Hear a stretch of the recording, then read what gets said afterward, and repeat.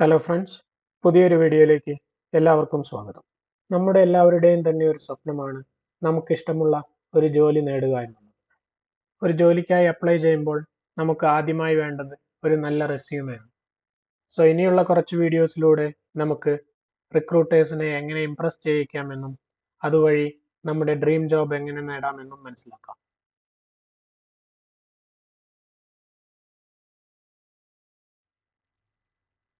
So എന്താണ് ഒരു resume? നമുക്ക് എത്രയൊക്കെ മാർക്ക് ഉണ്ടെന്ന് പറഞ്ഞാലും എന്തൊക്കെ സ്കില്ലുകൾ ഉണ്ടെന്ന് പറഞ്ഞാലും ഒരു ജോലിക്ക് അപ്ലൈ ചെയ്യുമ്പോൾ നല്ലൊരു റെസ്യൂം ഇല്ലെങ്കിൽ അതൊന്നും നമ്മളെ ഹെൽപ്പ് ചെയ്യാൻ പോകുന്നില്ല. സോ നമുക്കും നമ്മുടെ ഡ്രീം ജോബിനും ഇടയിൽ നിൽക്കുന്ന ഒരു പാലമാണ് നമ്മുടെ റെസ്യൂം. സോ അതുകൊണ്ട് തന്നെ നല്ല ഒരു റെസ്യൂം തയ്യാറാക്കേണ്ടതിന്റെ ആവശ്യകത വളരെയേറെയാണ്. നമുക്ക് റെസ്യൂമെയും CV അല്ലെങ്കിൽ കരിക്കുലം വിറ്റയും തമ്മിലുള്ള വ്യത്യാസങ്ങൾ എന്തൊക്കെയാണെന്ന് മനസ്സിലാക്കാം. ഈ രണ്ട് ടേമുകളും നമ്മൾ ഒരുപോലെ യൂസ് ചെയ്യുന്നതാണ്.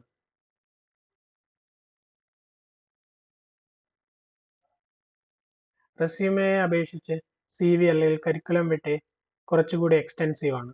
അതായത് നമ്മുടെ അക്കാഡമിക് ക്രെഡൻഷ്യൽസ് അല്ലെങ്കിൽ പ്രൊഫഷണൽ എക്സ്പീരിയൻസ് എല്ലാം കൂടെ കുറച്ചുകൂടി എലാബറേറ്റ് ആയിട്ട് നമ്മൾ ലിസ്റ്റ് ചെയ്യുന്നു.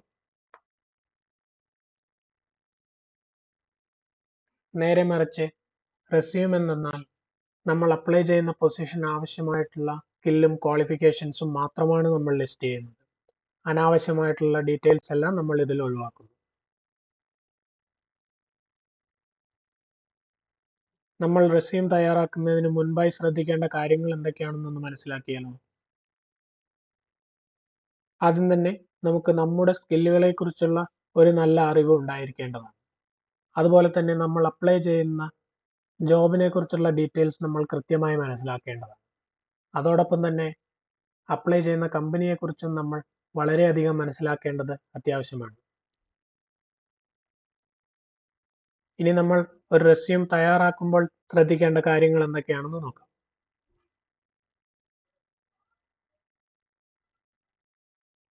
ആദ്യമായി നമ്മൾ ശ്രദ്ധിക്കേണ്ടത് ഫോർമാറ്റിംഗ് ആണ്. എപ്പോഴും നമ്മൾ കൺസിസ്റ്റന്റ് ആയിട്ടുള്ള ഒരു ഫോണ്ട് അതുപോലെ തന്നെ സൈസ് അല്ലെങ്കിൽ ബുള്ളറ്റ് പോയിന്റ്സ് ഉപയോഗിക്കാൻ ശ്രദ്ധിക്കണം. അതായത് നമ്മുടെ ഫയൽ ഫുള്ളായിട്ടും ഒരേ ഫോണ്ട് തന്നെ ഉപയോഗിക്കണം. കണ്ടന്റുകളെല്ലാം ഒരേ സൈസ് തന്നെ നൽകാൻ ശ്രദ്ധിക്കണം. അതുപോലെ തന്നെ ഹെഡിങ് നമുക്ക് വേറെ ഒരു സൈസിലേക്ക് മാറ്റാവുന്നതാണ്. ബുള്ളറ്റ് പോയിന്റ്സും ഒരേപോലെ തന്നെ കൊടുക്കാൻ ശ്രദ്ധിക്കേണ്ടതാണ്. അതുപോലെ തന്നെ നമ്മൾ ഉപയോഗിക്കുന്ന ലാംഗ്വേജ് വളരെ ക്ലിയറും കൺസൈസുമായിരിക്കാൻ ശ്രദ്ധിക്കണം.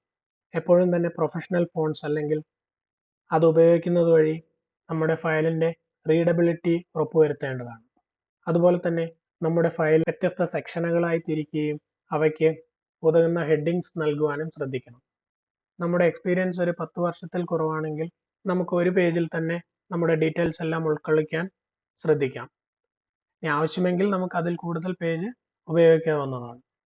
അതുപോലെ തന്നെ ആവശ്യത്തിന് വൈറ്റ് സ്പേസ് നൽകി കൺഫ്യൂഷൻ ഒഴിവാക്കാനും നമുക്ക് ശ്രദ്ധിക്കാം. അടുത്ത പോയിന്റ്സ് കീവേഡ്സിനെ പറ്റിയാണ്.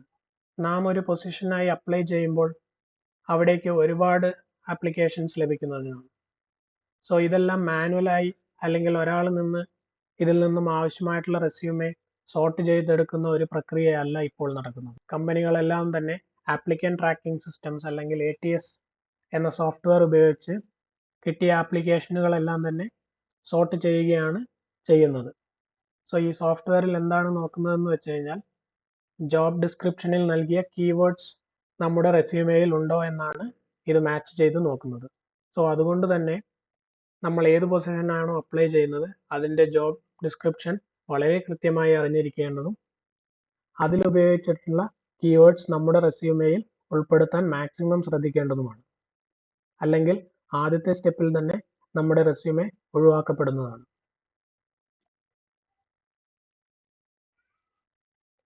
അടുത്ത ഒരു കാര്യമാണ് പ്രൂഫ് റീഡിംഗ്.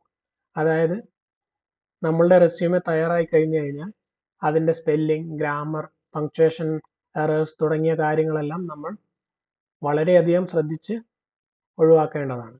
ആദ്യം നമുക്ക് തന്നെ ഒരു വട്ടം ചെക്ക് ചെയ്ത് നോക്കാവുന്നതാണ്. അതോടൊപ്പം തന്നെ നമ്മുടെ ഒരു ഫ്രണ്ടിനെയോ അല്ലെങ്കിൽ ഒരു പ്രൊഫഷണൽ റിവ്യൂവറെയോ ഉപയോഗിച്ച് നമുക്കിതൊന്ന് റിവ്യൂ ചെയ്ത് നോക്കാവുന്നതാണ്. പിന്നീട് വളരെയധികം ശ്രദ്ധിക്കേണ്ട ഒരു കാര്യമാണ് കസ്റ്റമൈസേഷൻ. സാധാരണയായി കണ്ടുവരുന്ന ഒരു പ്രക്രിയ എന്തെന്ന് വെച്ച് കഴിഞ്ഞാൽ നമ്മളൊരു റെസ്യൂമെ തയ്യാറാക്കും. പിന്നെ ഏത് ജോബ് ആപ്ലിക്കേഷൻ ആണെങ്കിലും അത് എടുത്ത് ഫോർവേഡ് ചെയ്യുകയാണ് ചെയ്യുന്നത്. ഇങ്ങനെ ഒരിക്കലും ചെയ്യുവാൻ പാടില്ല. നമ്മൾ ഓരോ പൊസിഷന് വേണ്ടിയും അപ്ലൈ ചെയ്യുമ്പോൾ അതിൻ്റെ ജോബ് ഡിസ്ക്രിപ്ഷൻ അനുസരിച്ച് ഒരു കസ്റ്റമൈസ്ഡ് ആയിട്ടുള്ള റെസ്യൂമെ തയ്യാറാക്കേണ്ടത് വളരെ അത്യാവശ്യമാണ്. എങ്കിൽ മാത്രമേ നമ്മുടെ നേരത്തെ പറഞ്ഞ ATS എന്ന സോഫ്റ്റ്വെയർ പാസ്സാകുവാൻ നമുക്ക് സാധിക്കുകയുള്ളൂ. അതുപോലെ തന്നെ നമ്മുടെ എക്സ്പീരിയൻസ് എല്ലാം നമ്മൾ ലിസ്റ്റ് ചെയ്യുമ്പോൾ വളരെ സ്ട്രോങ് ആയിട്ടുള്ള ആക്ഷൻ വെർബുകൾ, for example led, developed, implemented തുടങ്ങിയ വാക്കുകളെല്ലാം ഉപയോഗിക്കാൻ ശ്രദ്ധിക്കാം. വെറുതെ നമ്മൾ ഒരു ടീമിന്റെ പാർട്ടായിരുന്നു എന്ന് പറയുന്നത് കൊണ്ട് നമ്മുടെ റെസ്യൂമെയിൽ യാതൊരു വാല്യൂവും ആഡ് ചെയ്യാൻ പോകുന്നില്ല. ഇതുപോലെയുള്ള സ്ട്രോങ് ആക്ഷൻ വെർബ്സ് ഉപയോഗിക്കേണ്ടത് വളരെ അത്യാവശ്യമാണ്. ഇനി വരുന്ന വീഡിയോസിലൂടെ നമുക്ക് ഒരു എക്സ്പീരിയൻസ് ആയിട്ടുള്ള ആൾക്കും അതുപോലെ തന്നെ ഫ്രഷേഴ്സിന് ആവശ്യമായിട്ടുള്ള റെസ്യൂമെകൾ എങ്ങനെ തയ്യാറാക്കാമെന്ന് മനസ്സിലാക്കാം. അത്രയുമായിരുന്നു ഇന്നത്തെ വീഡിയോ. ഈ വീഡിയോ നിങ്ങൾക്ക് എല്ലാവർക്കും ഇഷ്ടമായി എന്ന് വിചാരിക്കുന്നു. തുടർന്നും ഇതുപോലുള്ള വീഡിയോസ് ലഭിക്കുന്നതിനായി ഈ ചാനൽ ലൈക്ക് ചെയ്യുക, ഷെയർ ചെയ്യുക, സബ്സ്ക്രൈബ് ചെയ്യുക. മറ്റൊരു വീഡിയോയുമായി വീണ്ടും കാണാം. Thank you.